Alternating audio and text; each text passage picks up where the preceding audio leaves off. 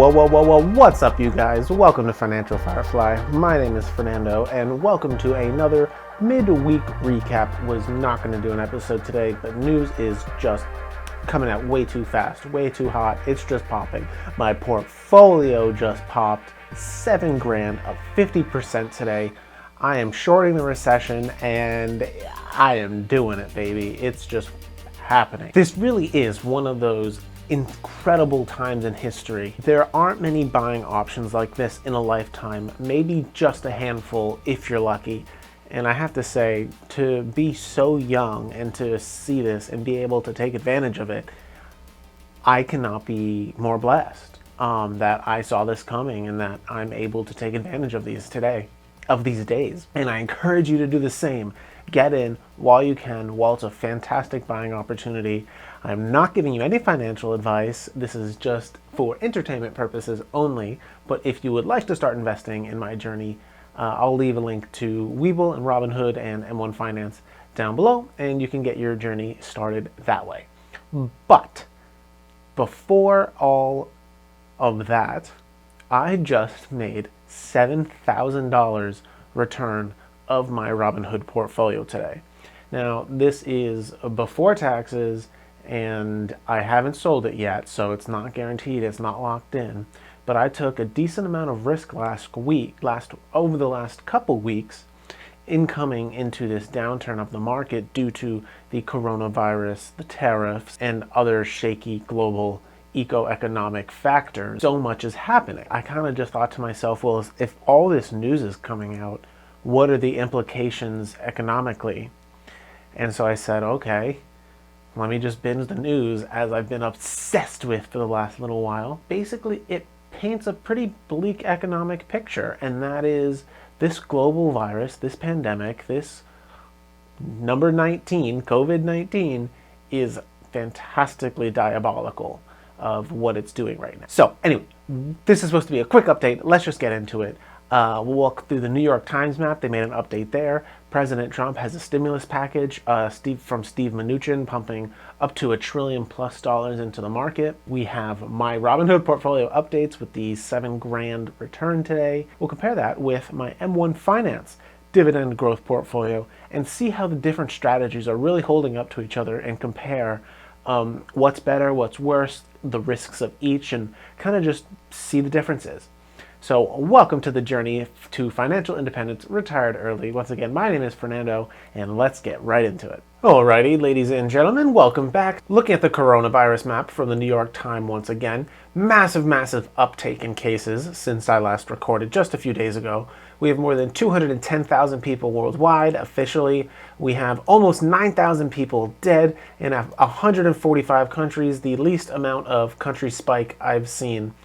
Just one since my last update, but obviously there isn't data coming out from a lot of these African countries and some other countries, so we'll see.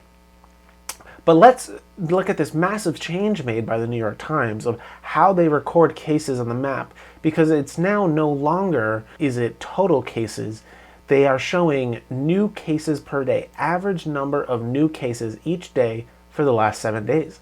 And as you can see here now, China is no longer a player, but Iran, Italy, Spain, and the US are the ones now catching up, along with France, Germany, and UK, which is pretty amazing that you can have over 1,000 new cases per day. And this just goes to show you that effect of daily compounding, and that exponential factor is hugely underrated, and it's going to cause significant problems for us in the next couple months.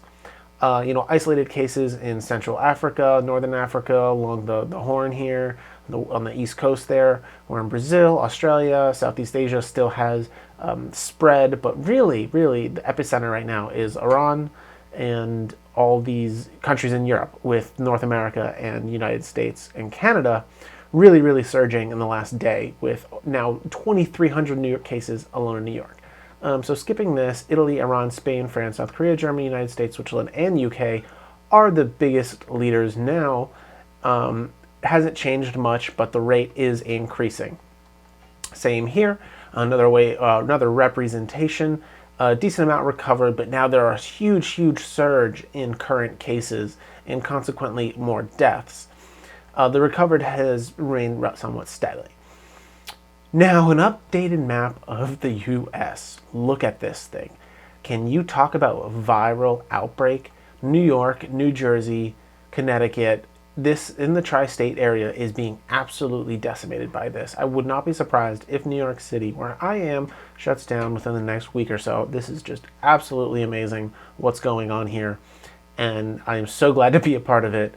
I hope the best for everybody involved, but this is such an opportunity here. Now, my favorite graph, the total number of confirmed coronavirus cases in Asia versus the rest of the world. So now we can see mainland China, once again, this yellow line here, had a huge surge initially with cases, but they also had super drastic, aggressive measures to curtail this. Now, if you look at the rest of the world, this red curve here, we are way up above, in about 10,000 at least, above China now for the rest of the world, which is a huge surge, and you could see the power of this exponential. But I want you to pay attention to this lag time of response, where they started having all this testing right around late January, early February for China, and they took drastic measures, and then they ended up curtailing it. Whereas the rest of the world, we had this spreading for a good 2 months before anybody really started taking action and started recording new cases here. And now that we have, in the last month or so, 3 weeks, we've had this massive uptake, and this is only going to skyrocket before it curtails. And there are estimates that there are over 1 million people worldwide that have this, at least currently. So this exponential is really something to pay attention to. Moving on to some more technical numbers here from Worldometer, a little bit more up-to-date analytical resource than the New York Times, perhaps. So we have over 218,000 cases, just about 9,000 deaths, just about 85,000 recovered. Huge uptake in new cases.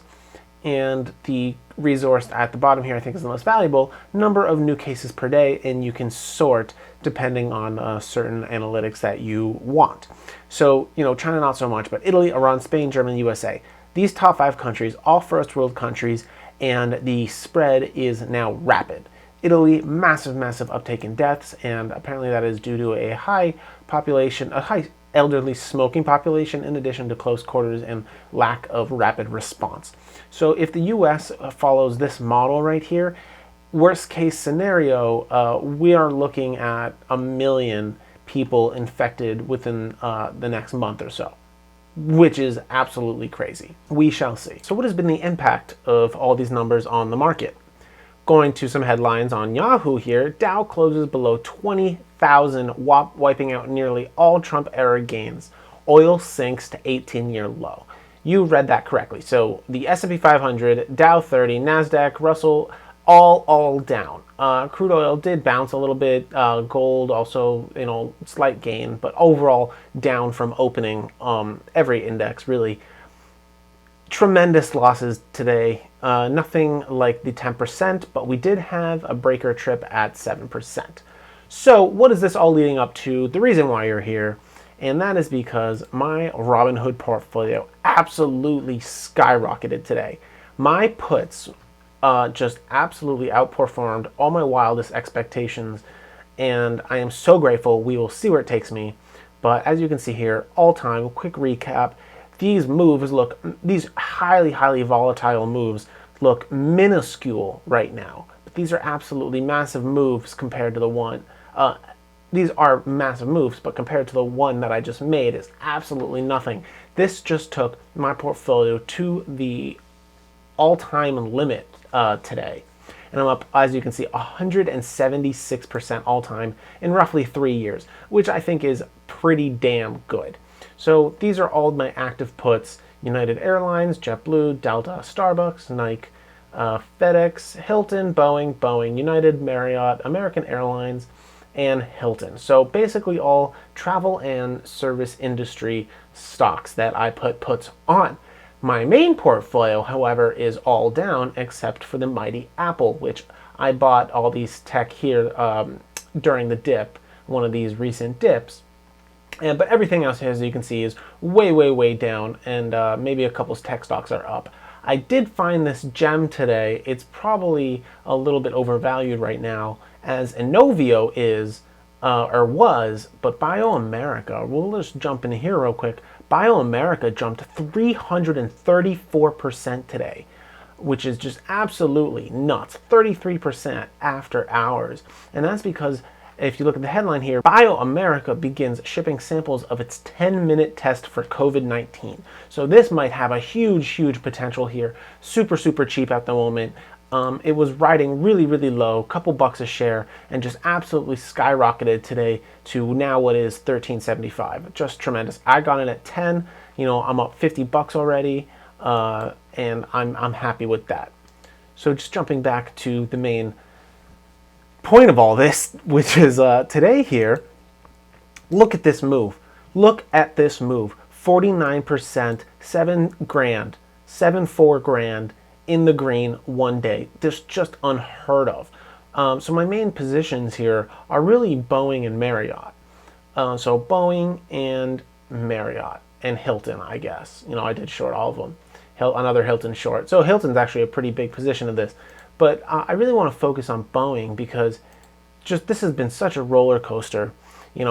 Up, down, up, and I think it's just going to keep on going up. If we look here, Boeing's now trading almost at $100 a share. It did hit below 100 briefly, but this company is not going to survive with a huge influx of capital.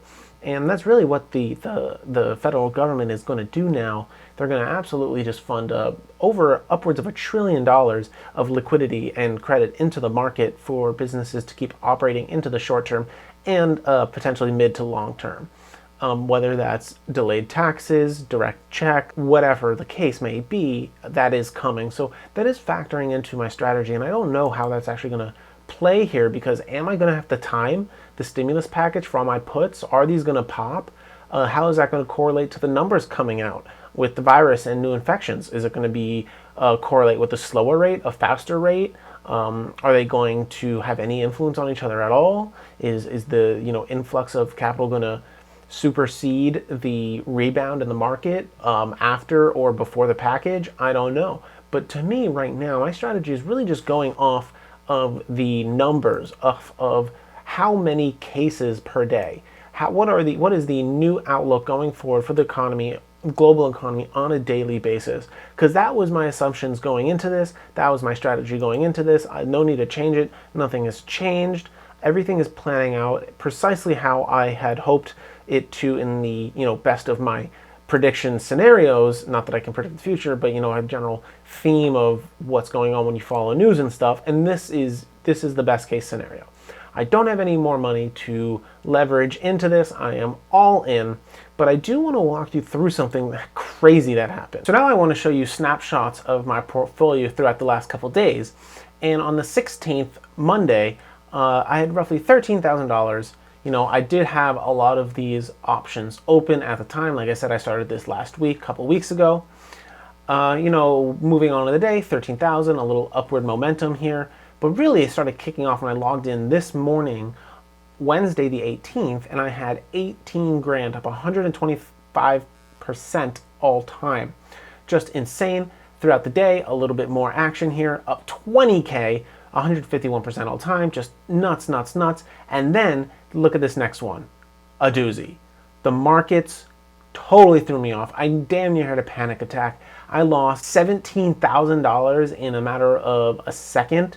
And the reason this happened, as you can see from the timestamp down here, 121, was the markets were closed. The circuit breaker triggered, and I did not know that when the market is closed and the breaker is triggered, that options essentially become worthless. I don't know the reason of this, but this absolutely terrified me, and I almost had a heart attack. Rebounding here, the markets opened up again, 24 grand for the day, and that was a pretty good feeling. I actually reached 25 at one point, up, on my options positive here. At 19, went way drastically down. The same thing here. As you can see, these Hilton puts, these also, it's weird because apparently when markets open and close, not all stocks open and close at the same times, depending on what exchanges they're on and such. I think that's what was happening here. Maybe the trades for these stocks were frozen at certain times, but they became worthless, which really dragged down the performance. And then as you can see here, a little bit later in the day, they absolutely bounced back and rebounded to $25,000, $10,000 gains for the day, which is just absolutely nuts. And we settled really right back down around 22,000 for the day, which brings us back to where we are now. So really, really wild ride that we've had here. I don't expect it to get any less volatile. In fact, I think maybe it might get more, but we have seen that sort of 5 to 10% intraday trading range, so we may be able to settle. But that correlating with an uptake in cases doesn't sit right with me, and I really think that this is going to get a lot worse before it gets any better. I really don't anticipate this getting better anytime soon. So let's just compare that with my M1 portfolio really quick. And as you can see, I'm actually down 40% of all time. Meanwhile, I started this on December 4th of 2019, and I put in roughly $3,800 into this portfolio, and I was up 10% at the height of it. I am since down from that 10%, now 50%. I am down 40% all time, 50% from my highs. My capital gains, I've lost $1,200, but this is my dividend growth portfolio. And the number I really care about with this earned dividend is my earned dividends, which is this 3619. That number only will ever increase, and that's really the only number I pay attention to. I compound that way in this portfolio as compared to my actively traded Robinhood portfolio, which you can see all time, drastically different results. 176% gain currently on Robinhood, meanwhile a negative 40% return on my passive strategy. So you are totally beholden and enslaved by the market, whereas trading you have a lot more risk reward, and today I got a lot of reward, which is kind of funny though, right? Because at one point, it's hard to tell, but you can see I was trending down here, and this actually dropped off a cliff for a little bit. And then I said, like, nope, I don't want that. I don't got time for this. And I just fucking traded and rebounded straight back up here. So I don't know, depending on how this pans out, this might have set me years and years ahead of my investing. Not to mention, if I time the recovery and put call options on that, maybe I'll gain a little bit faster even that way on the way up as well, which would be absolutely insane. That would put me years and years ahead of where I thought I would be and where I want to be. This is a once-in-a-lifetime opportunity, and I am just so thankful to be a part of it. So that's the major difference between actively traded and managed, where this is passive and not very managed. So there you have it. Quick update of the day. Super volatile as usual. Coronavirus wreaking havoc. Dow wiping out all of the gains accumulated in the 2016 Trump office term so far. There are huge risks in the market and consequently huge gains to be made if you know how to time it. Take the risks. The time is now. This is not financial advice. I do not recommend doing any of this stuff for entertainment purposes only. I hope you enjoyed this. I know the situation is going to get a lot worse with the new uptake in testing, especially in New York and across the country. We'll see how that goes. Stay safe, take the precautions, don't get freaked out, remain calm, stick to your strategy, do your research, have fun, because this is the opportunity of a lifetime. And I am telling you now, get involved. It's not timing the market, it's time in the market. So even if you don't know anything about what you're doing right now, set aside 10, 20, 30 minutes, open up a brokerage, do your research, get some really good companies that are generational, that'll be around for our generation, because that's the point of this whole channel, is to get our generation motivated and invested into the market, into things that they care about, that will help the earth, help people, help the economy, help our children, and just make a brighter future for everybody. And that's why I'm so excited. I obviously do not want people to get hurt or suffer or die, and there are a lot of people suffering and dying right now and losing jobs, and I don't want to downplay that whatsoever. But on the flip side of that, just because somebody else is sad halfway around the globe doesn't mean you have to be too. And you know what? Own your happiness, because it is ever fleeting. Our time is so short. I hope you enjoyed this video. Take any of this into consideration. and hopefully you got some value out of it. If you enjoyed this video, hit the like button for the YouTube algorithm, smash that notification bell, and subscribe so you can see more of my content. Follow my journey, and we can grow to fire together. Catch you later, Fireflies.